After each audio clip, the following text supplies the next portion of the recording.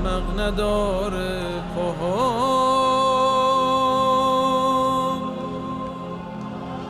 میخوام که باهات بیام. مومنین و مومنات السلام علیکم.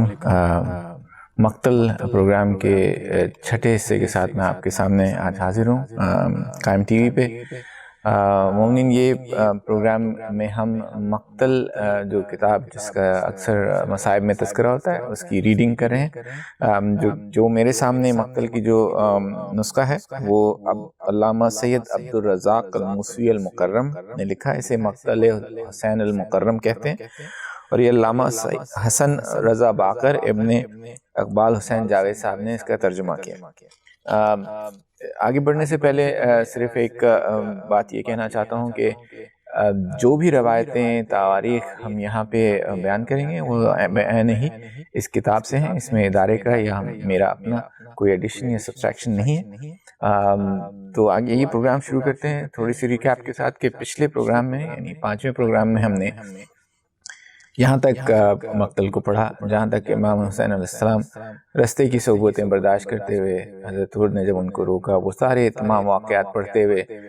کربلا پہنچتے ہیں اور پھر نینوا کی وہ زمین کی خرید کرتے ہیں اور امام جعفر کے اس قول کے ساتھ ختم کرتے ہیں کہ کیونکہ امام حسین نے خریدنے کے وقت بے تحاشا شرائط رکھی تھیں، ان شرائط کو کسی نے پورا نہیں کیا اور امام جعفر صادق کے اس قول کے ساتھ ہم نے ختم کیا تھا کہ اما بعد گویا دنیا کبھی تھی ہی نہیں اور آخرت ہمیشہ باقی رہے گی. بہرحال آگے بڑھتے ہیں اور ہم آپ کے سامنے کچھ واقعات پیش کریں گے جلدی جن کا تعلق مکالمات سے یا خطوط سے ہے جو امام کے ابن زیاد سے ہوئے. تو حر نے ابن زیاد کے پاس قاصد بھیج کر اس اطلاع دی تھی کہ حضرت حسین علیہ السلام کو میں نے کربلا میں روک دیا ہے. پھر ابن زیاد نے حضرت امام حسین علیہ السلام کو ختم تحریر کیا. اما بعد اے حسین، مجھے یہ خبر پہنچی کہ آپ کربلا میں پڑاؤ ڈال چکے ہیں. مجھے امیر المومنین یزید لعین نے خط لکھا ہے کہ میں اس وقت تک آرام سے تکیے پر سر نہ رکھوں اور نہ ہی پیٹ بھر کر شراب نوشی کروں، یہاں تک کہ یا تو آپ کو خدا جو لطیف و خبیر ہے اس کے پاس بھیج دوں یا آپ میری اور یزید کی حکومت کو مانتے ہوئے بیعت کریں. جب امام نے اس کا یہ خط پڑھا تو اسے اٹھا کر دور پھینک دیا اور کہا کہ اس کا یہ خط جواب دینے کے قابل نہیں کیونکہ اب وہ خدا کے عذاب کا حقدار ٹھہر چکا ہے. بہرحال یہ تمام باتیں جو امام نے قاصد سے کہیں وہ جا کے ابن زیاد کو انہوں نے بتائیں اور بیسیکلی پھر ابن زیاد نے عمر ابن سعد لعین کو حکم دیا کہ وہ کربلا کی طرف روانہ ہو جائے. اس وقت تک جو ہے وہ فوجیں جو ہیں وہ پہنچنا شروع ہو چکی تھیں. یہاں پہ میں آپ کو بتاؤں کہ جو جدیدی لشکر تھا اس کا یہ حال تھا کہ 4000 یزید بن رکاب، یہ مختلف لوگوں کی سربراہی میں جو جتنے یزیدی وہاں موجود تھے ان کا ہے کہ یزید بن رکاب شمر کے اندر میں 4000 لوگ، یزید بن رکاب کے 2000، حسین بن نمیر تمیمی 4000، شیش بن ربعی 1000 اور اسی طرح یہ افراد جو ہے وہ یہ جو تعداد ہے وہ 30,000 تک یہاں پہ لکھی ہوئی ہے. جہاں تک پھر میں نے آپ کو بتایا کہ ابن زیاد نے پھر عمر سعد ملعون کو روانہ کیا اور عمر ابن سعد جو ہے بہرحال کربلا کی طرف روانہ ہوتا ہے اور پیش قدمی کرتا ہے. ابن سعد نے ابن زیاد سے اس کام سے پہلے معافی کی درخواست کی تھی، یعنی اس نے کہا تھا کہ میں یہ کام نہیں کرنا چاہتا، لیکن ابن زیاد سے کہا کہ میں تجھے اس شرط پر معاف کرتا ہوں کہ شہر رے کی ملکیت کا حکم نامہ واپس دے دے. تو اس نے ابن زیاد سے ایک رات کی مہلت طلب کی. عمر سعد نے اپنے مشیروں کو جمع کر کے اس حوالے سے رائے کی تو انہوں نے کہا ہے حضرت کہ اسے حضرت امام حسین سے جنگ کرنے کے لیے جانے سے روکا اور اس کے بھانجے حمزہ بن مغیرہ بن شیبہ نے اس سے کہا میں تجھے خدا کا واسطہ دے کر کہتا ہوں کہ حسین سے جنگ کے لیے نہ جانا. ورنہ تم قطع رحمی کرو گے، اپنے پروردگار کی نافرمانی اور معصیت کی مرتکب قرار پاؤ گے۔ مگر اور اس کے بعد اس کو بڑی تنبیہ کی، مگر بہرحال ملک رے کی حکومت کی خواہش اتنی شدید تھی اسے کہ وہ نہ مانا، اور پھر وہ کہتا ہے کہ کیا میں رے کی بادشاہت کو چھوڑ دوں حالانکہ رے کی حکومت میری دیرینہ خواہش ہے، یا میں قتل حسین میں شریک ہو کر ذلیل و رسوا ہو کر واپس لوٹوں اور قتل حسین کی سزا کے طور پر جہنم میں جھونکا جاؤں گا، لیکن رے کی حکومت میری آنکھوں کی ٹھنڈک ہے۔ یہاں سے یہاں پہ اس کا فیصلہ ہوتا ہے اور یہ کربلا کی طرف روانہ ہو جاتا ہے۔ مختلف واقعات اس کے بعد موجود ہیں، میں بہت زیادہ ڈیٹیل میں نہیں جانا چاہوں گا۔ ابن زیاد بھی کوفہ میں لوگوں سے خطاب کرتا ہے اور اس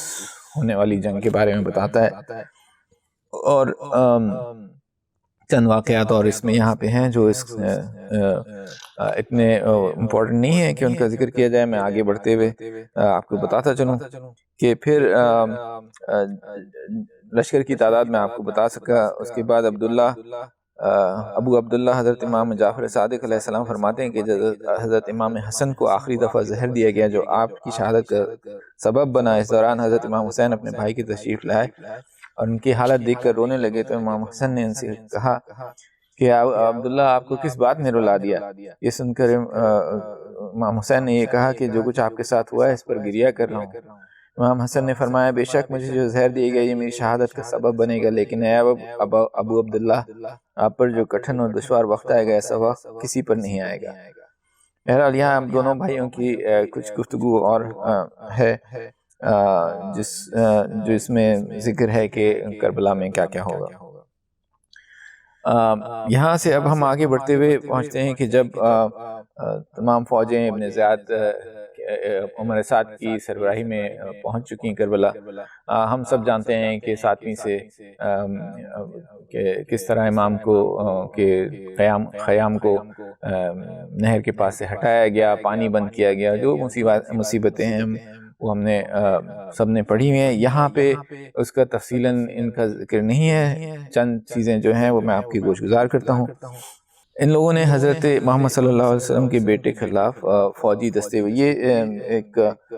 چند اشعار ہیں جن کا ترجمہ پیش کر رہا ہوں۔ حضرت محمد کے بیٹے، ان لوگوں نے حضرت محمد صلی اللہ علیہ وسلم کے بیٹے کے خلاف فوجی دستے بلا کر کربلا کی زمین پر اکٹھے کرنے شروع کر دیے۔ جب انہیں اپنے آباء و اجداد کی یاد آئی، اللہ اکبر، اے زمین کے ستونوں اس زمین کو نیست و نابود کر دو، کیونکہ کہ ایک نیکوکار کا بیٹا ان فوجی دستوں کا سامنا کر رہا ہے۔ بے دردی سے بے تحاشا خون بہانے والے کے بیٹے نے اپنا جھنڈا گاڑ رکھا ہے۔ وہ لوگ کس قدر بے حیا اور بدتمیز تھے جنہوں نے اس حالت میں حضرت امام حسین کا سامنا کیا کہ ان کی تلواروں کی وجہ سے ان کی پیشانی سے خون بہا۔ عمر سعد نے پھر اس کے بعد کچھ سواروں کو دریائے فرات پر معمور کیا وہ اس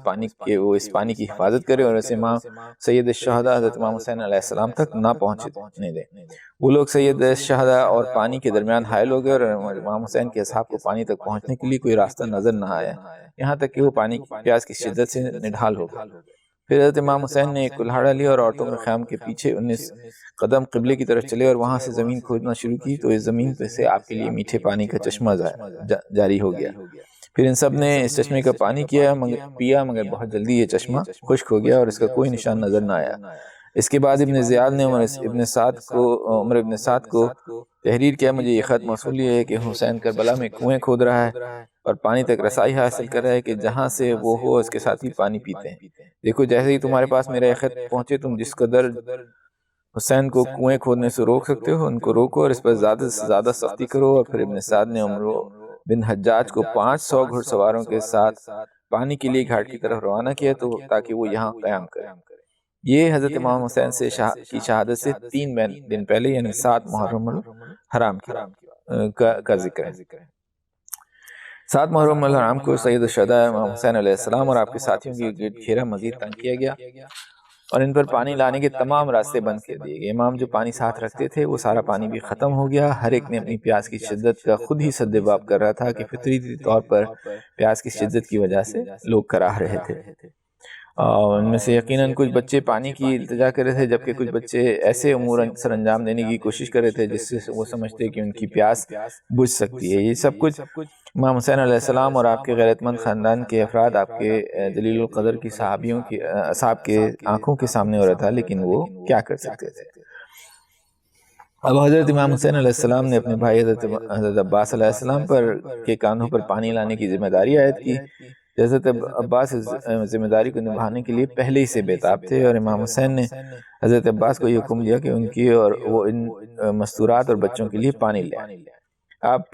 پھر اس کے بعد یہ واقعہ ہے، یہ کربلا سے پہلے کا واقعہ ہے، 7 تاریخ کا ہے کہ حضرت عباس پھر جو ہے اپنے ساتھیوں کے سمیت وہاں پہنچتے ہیں۔ میں مختصر کر رہا ہوں جو آگے یہ واقعات ہیں، کیونکہ ہمیں تفصیل میں آگے کے واقعات پڑھنے ہیں۔ 20 ساتھیوں کے ساتھ نہر پہ پہنچتے ہیں، وہاں سے پانی حاصل کرتے ہیں، اور وہ واپس لانے کی سلسلہ اس کا شروع ہوتا ہے۔ جب یہ سب پانی لے کر واپس خیموں کی جانب اس حالت میں بڑھے کہ ان کے دشمنوں میں سے کسی میں بھی اتنی ہمت نہ تھی کہ وہ ان کے قریب آ سکے، کیونکہ دل میں کربلا کے اس بہادر ہیرو کا خوف تھا جو شیر یزداں کا وفادار بیٹا تھا، اور پھر کربلا کی مستورات اور بچوں نے اس پانی کو پیا اور اپنی پاس بچائی۔ لیکن ہم اس بات کو بھی نظر انداز نہیں کر سکتے کہ اس پانی کی مقدار بہت ہی کم تھی جس سے وہ تمام افراد اپنی پیاس نہیں بجھا سکتے تھے، جن کی تعداد 150 سے بھی زیادہ تھی، جن میں مرد، خواتین اور بچے شامل تھے، یا شاید ان کی تعداد 200 تک ہو۔ یہ بات حتمی ہے کہ یقیناً انہوں نے اس پانی سے صرف ایک دفعہ ہی خود کو سیراب کیا ہوگا، اور پھر دوبارہ بہت جلد پیاس کی شدت لوٹ آئی ہوگی، اور انہوں نے خدا اور اس کے رسول سے اس امر کی شکایت کی ہوگی۔ ہم نے ایک دفعہ پھر ہم یہاں پہ اس بات کو ریٹریٹ کریں کہ یہ تمام روایات ہم یہاں سے ڈائریکٹ پڑھ رہے ہیں، کوئی اس میں چینجز نہیں ہے۔ یقیناً یہ آپ نے جو روایات سنی ہوں گی ان سے کانٹرڈکٹ بھی ہو سکتی ہیں، تو مگر بہرحال یہ روایت یہاں موجود ہے۔ مومنین، پھر اس کے بعد میں چند معروضات پیش کروں گا ابن سعد کے حوالے سے۔ بیسکلی حضرت امام حسین نے عمرو بن کرنلہ انصاری کو ابن سعد کی طرف روانہ کیا اور اس سے اس بات کا مطالبہ کرے کہ امام اس سے رات کے وقت دونوں لشکروں کے درمیان ملاقات کرنا چاہتے ہیں، اور پھر میں سے ہر ایک 20 گھوڑوں کے ساتھ نکلا۔ امام نے پھر ملاقات کی، امام کے ساتھ حضرت عباس، حضرت اکبر اور ان کے ساتھی بھی موجود تھے۔ جب یہ ملاقات شروع ہوئی تو امام حسین نے اس سے کہا کہ اسعد کے بیٹے، کیا تو واقعی مجھ سے جنگ کرے گا؟ کیا تو خدا سے نہیں ڈرتا کہ جس کی بارگاہ میں تجھے ایک دن پیش ہونا ہے؟ اور تو اچھی طرح جانتا ہے میں کس کا بیٹا ہوں۔ تم اس لشکر کو چھوڑ کر میری طرف کیوں نہیں آ جاتے؟ اس لیے کہ یقیناً یہ کام تمہارے لیے خدا کے قرب اور خوشنودی کا باعث بنے گا۔ عمر سعد ملعون کہتا ہے کہ اگر میں ایسا کرتا ہوں تو مجھے ڈر ہے کہ میرے گھر کو گرا دیا جائے گا۔ امام حسین کہتے ہیں میں تمہارا گھر واپس دوبارہ تعمیر کروں گا۔ وہ کہتا ہے کہ مجھے اس بات کا ڈر ہے کہ میرے مال و اسباب کو لوٹ لیا جائے گا۔ امام فرماتے ہیں کہ تمہیں اس کے بدلے میں اس سے بہتر حجاز میں اپنے مال سے عطا کروں گا۔ اور یہ بھی مروی ہے کہ حضرت امام حسین نے عمر ابن سعد سے فرمایا کہ اگر انہوں نے تیرے مال و اسباب کو لوٹ لیا تو تمہیں اپنی جاگیر بغیرہ میں سے عطا کروں گا۔ یہ ایک وسیع اور عریض زمین کا حصہ تھا جس میں کھجور کے درخت اور دیگر بہت سی زراعت تھی۔ تو اب یہ آپ یہ دیکھیں کہ وہ مختلف تعویلیں پیش کر رہے ہیں اور امام اس کا جواب دیتے جاتے ہیں۔ عمر سعد پھر کہتا ہے کہ کوفے میں میرے اہل و عیال ہیں، مجھے ڈر ہے کہ پھر ابن زیاد ان کو قتل کر دے گا۔ جب امام حسین اس کی طرف سے مایوس ہو گئے تو اٹھ کھڑے ہوئے اور کہا تیرے لیے اب زیادہ دن کی زندگی نہیں رہے گی، بہت جلد خدا تجھے تیرے بستر پر ذبح کر کے موت کے گھاٹ اتارے گا، اور جس دن تو مشہور ہوگا تیری بخشش نہیں ہوگی۔ خدا کی قسم مجھے یقین ہے کہ اب تو زیادہ دن عراق کی گندم نہیں کھائے گا۔ اس کے بعد عمر سعد نے امام کا مزاح اڑایا اور مختلف باتیں کی، تذیق آمیز الفاظ کہے، اور پھر یہاں سے صورتحال یہاں پہ ذکر آگے بھی ہے جو مختار نے عمر سعد کے ساتھ اس کی کربلا کی اس کی حرکتوں کے بدلے میں کیا، اس کے بارے میں تھوڑی سی ڈیٹیل۔ مومنین، ہم آج کے پروگرام کے آخر میں بس شمر کا تھوڑا سا تذکرہ کرتے ہوئے اس پروگرام کو ختم کرتے ہیں کہ جب ابن زیاد نے ابن سعد کا خط پڑھا تو کہا کہ یہ ایسے شخص کا خط ہے جو اپنی قوم کا خیر خواہ ہے اور ہمدرد ہے۔ ابھی ابن زیاد نے اس خط کو اب دینے کا ارادہ ہی کیا تھا کہ شمر کھڑا ہو کر کہنے لگا کیا تم حسین کا یہ عذر مان لو گے کہ وہ تمہیں کہ جبکہ وہ خود تمہاری زمین پر آ سکا ہے، اتر چکا ہے؟ خدا کی قسم، اور اگر وہ تمہارے شہروں سے نکل گئے تو پھر اپنا ہاتھ تمہارے ہاتھ میں نہیں دیں گے، کیونکہ وہ تم سے قوت میں بہت زیادہ، طاقت میں زیادہ ہو جائیں گے اور تم کمزور پڑ جاؤ گے۔ ابن زیاد نے اس کی رائے کو صحیح قرار دیا اور ابن سعد کی طرف خط تحریر کیا کہ میں نے تمہیں اس لیے کربلا نہیں بھیجا کہ تم حسین سے دستبردار ہو جاؤ، نہ اس لیے بھیجا کہ تم اسے ڈھیل لے کر اس مسئلے کو لمبا کر دو، اس لیے بھیجا ہے کہ تم ان کی سلامتی کی متمنی ہو، اور نہ ہی اس لیے بھیجا ہے کہ تم ان کی سفارش کرو۔ اور یہاں پھر یہ آگے خط میں یہ لکھتا ہے کہ تم جو ہے وہ امام حسین کو قتل کر دو، اور اس کے بعد اور ایسا کرنے میں کوئی نقصان نہیں۔ اور یہ بھی کہا کہ میں نے عہد کر رکھا ہے کہ اسے قتل کرنے کے بعد لاشے پر گھوڑے دوڑاؤں گا، پس تم اگر ہمارے حکم کی تعمیل کی تو تمہیں اس شخص کی طرح اجر و جزا ملے گی جیسے ایک مطیع و فرمانبردار کی جزا ہوتی ہے، اور اگر تم نے انکار کیا تو ہمارے عمل اور فوج سے کنارہ کش ہو جاؤ اور فوج کو شمر کے حوالے کر دو۔ شمر بن جوشن یہ خط لے کر عمر سعد کے پاس پہنچا تو اس نے خط پڑھنے کے بعد کہا تجھ پر خدا کی لعنت ہو، خدا تجھے غارت و برباد کرے، اور جو کچھ تو میرے پاس لے کر آیا ہے اللہ تیرا برا کرے۔ مجھے یقین ہے کہ تو نے ابن زیاد کو میری تجویز پر عمل کرنے سے بعد رکھا ہے اور ہمارے اس عمر کو فتنہ و فساد کی طرف لے گئے ہو جس کے متعلق ہم صلح کی امید رکھتے تھے۔ خدا کی قسم حسین کبھی ہتھیار نہیں ڈالیں گے، ہتھیار ڈال کر ان لوگوں کے آگے سر تسلیم خم نہیں کریں گے، کیونکہ وہ غیرت مند انسان ہے۔ اس پہ شمر نے کہا تم مجھے یہ بتاؤ کہ تم اپنے امیر کے حکم مطابق یہ سب کچھ کرو گے یا نہیں، ورنہ لشکر کے امور کی ذمہ داری میرے حوالے کر دو۔ عمر سعد نے کہا میں یہ سب کچھ کروں گا مگر تیرے لیے کوئی عزت و احترام و اکرام نہیں ہے۔ بہرحال یہاں پہ آخری میں جو تذکرہ ضروری سمجھتا ہوں وہ یہ کہ شمر نے حضرت عباس اور ان کے بھائیوں کے لیے امان نامہ دیا، جس پہ کہا کہ میرے بھانجے کہاں ہیں؟ حضرت عباس نے اس سے کہا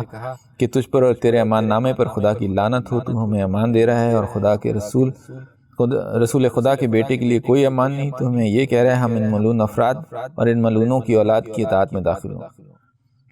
مومن یہ تھے اب کے واقعات، انشاءاللہ آگے کے پروگرام میں ہم اس سے آگے کے واقعات دوسرے دن کے 9 کے دن کے اگلے پروگرام میں آپ کو پیش کریں گے۔